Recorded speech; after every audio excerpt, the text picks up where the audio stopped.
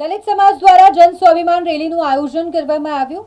Bapod police સ્ટેશનના police કર્મચારી સામે એટ્રોસિટીની ફરિયાદ દાખલ કરવામાં આવે તેવી માંગ દલિત સમાજ દ્વારા કરવામાં આવી રહી છે અને માટે તેઓ પોલીસ કમિશનરને રજૂઆત કરવા માટે પહોંચ્યા હતા।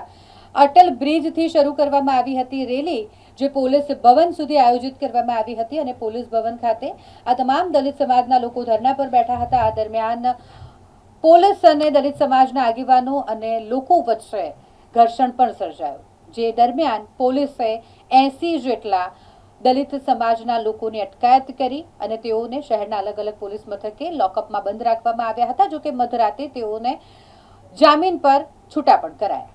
પરંતુ મહત્વની વાત એ છે કે દલિત સમાજના લોકો માંગ શું કરી રહ્યા છે। તેઓની માંગ છે કે બાપોદ પોલીસ સ્ટેશનના એક પોલીસ કર્મચારી કે જેમણે દલિત સમાજના યુવક સાથે અભદ્ર વર્તન કર્યું, જાતિવાચક અપશબ્દો બોલ્યા, તેની સામે એટ્રોસિટીની ફરિયાદ દાખલ કરવામાં આવે, આ માંગ દલિત સમાજના લોકો કરી રહ્યા છે અને માટે તેઓ એક મોટી સંખ્યામાં એકત્રિત થયા હતા। પોલીસ કમિશનરની કચેરી ખાતે પહોંચ્યા હતા।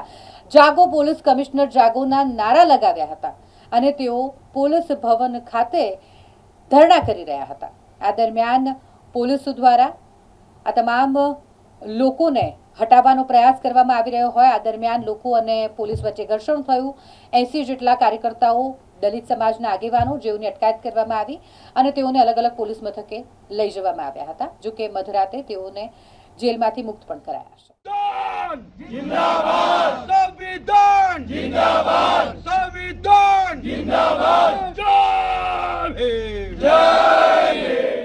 કે બોલતા પણ શરમ લાગે છે, પણ ખરેખર દરેક વ્યક્તિઓની, દરેક કોમની કે દરેક પોલીસ કર્મીઓની વાત નથી કરતો। અહીંયા ઘણા બધા લોકો, આઈપીએસ અધિકારી જેવા અધિકારીથી લોકો, ઘણા બધા લોકોએ રક્ષક ભક્ષક બન્યા એ વસ્તુનો આજે પુરવાર કરી દીધું।